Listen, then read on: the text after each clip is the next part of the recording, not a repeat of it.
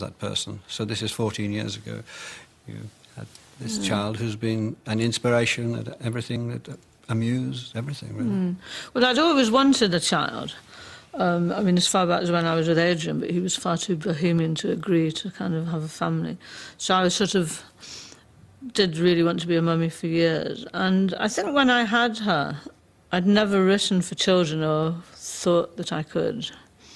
And it was like having lived in a house for years and suddenly finding a room that you didn't know was there, and you opened this room and it was full of the most wonderful treasure and art, and just this fantastic room that was yours and had always been there. So that was what it was like for me being a mother, and it immediately placed itself in the poems I wrote.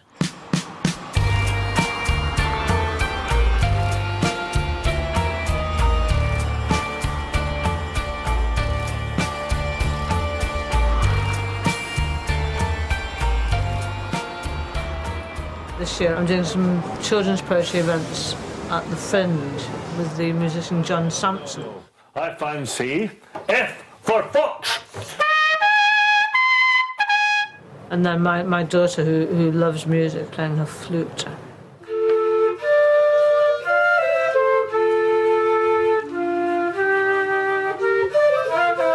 What we want is R for rat. R for rat. Do you want to get rid of an Irish rat? I can advise how to go about that. Take a deep breath and rhyme it to death. Look, rat, there goes a cat in a new hat. Get lost, rat, there isn't a welcome for you on this mat.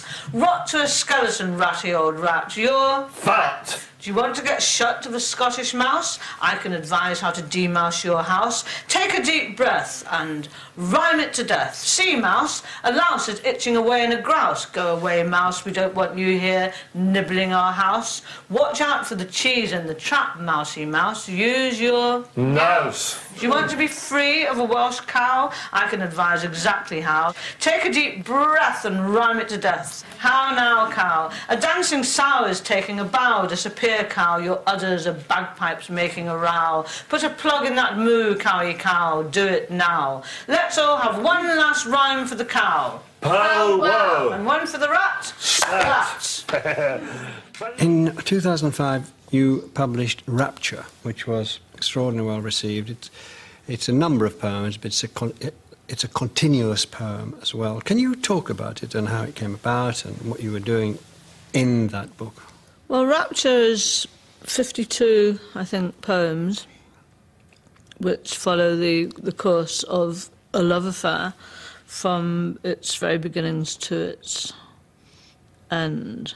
And I wanted, in that book, to perhaps go back to that idea of consolation and prayer, that although nothing remains of the human relationship, there are fragments of consolation in language. I was also conscious, I suppose, as a writer, of the history and the tradition of the love poem in English. So I refer to that throughout, and perhaps the irony between the real hour of being with the beloved and the colder, bleaker hour of being with the notebook, and that kind of conflict. Is there an autobiographical spine in it? Yes, I mean, it's my life. Yes, totally. It's not fictional.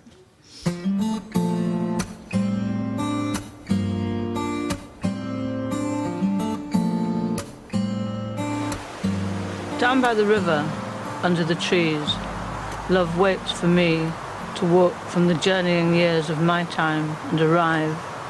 I part the leaves, and they toss me a blessing of rain. The river stirs and turns, consoling and fondling itself with watery hands, its clear limbs parting and closing. Grey as a secret, the heron bows its head on the bank.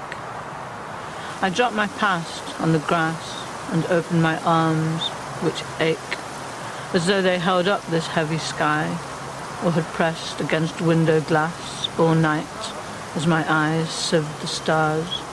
Open my mouth, wordless at last, meeting love at last, dry from travelling so long, shy of a prayer.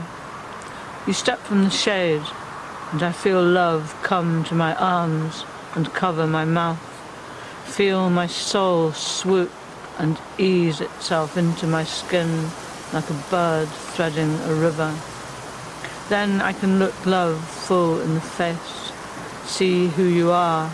I have come this far to find the love of my life. You've become someone who, even before you were made Poet Laureate, who's very interested in the way that poets meet, the events, the bringing along of younger poets. Do you see it as something to be nourished? I think since I've been 16 or 17, really, I've always been encouraged by older poets. And I've always felt that sense of the best poets not being competitive or bitchy, but actually celebrating poetry where it is found. And that's my experience of being a poet.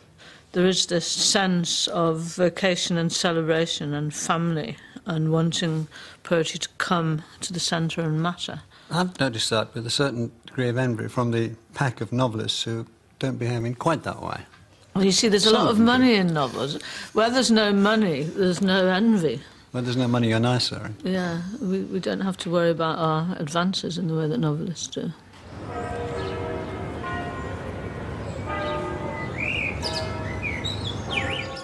Rapture. Thought of by you all day, I think of you. The birds sing in the shelter of a tree. Above the prayer of rain, unacred blue, not paradise, goes nowhere endlessly. How does it happen that our lives can drift far from ourselves while we stay trapped in time, queuing for death? It seems nothing will shift the pattern of our days, alter the rhyme we make with loss to assonance with bliss. Then love comes, like a sudden flight of birds from earth to heaven after rain.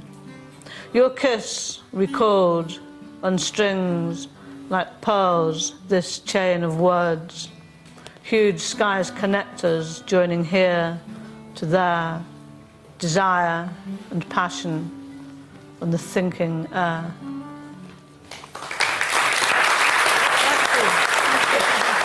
You're the first woman Poet Laureate and the first openly gay Poet Laureate. Can you talk about those two things? I think it's important to have a Poet Laureate in this country. It's a traditional way of showing that poetry matters. I think poetry is the national art. I think there should be a laureate. I think for me to accept it was difficult. I have a child, I'm a very private person, but I did think it was important that a woman should take the role. And I think for me to be seen to live the vocational life of the poet is about all I can do, and I regard it as something on behalf of all poets now writing this role, and one that I'm proud to do for the next 10 years. Didn't you think it was a major move forward when there was absolutely no fuss whatsoever made about sexuality in this appointment? Well, it would have been very childish if there had been a fuss. I mean, we're all a lot more grown up than we used to be. We live in a country which has civil partnerships, which protects the rights of people's sexuality. And I think it's important that public roles of any kind should be comfortably and happily occupied by people, whatever their sexuality. It's a good thing.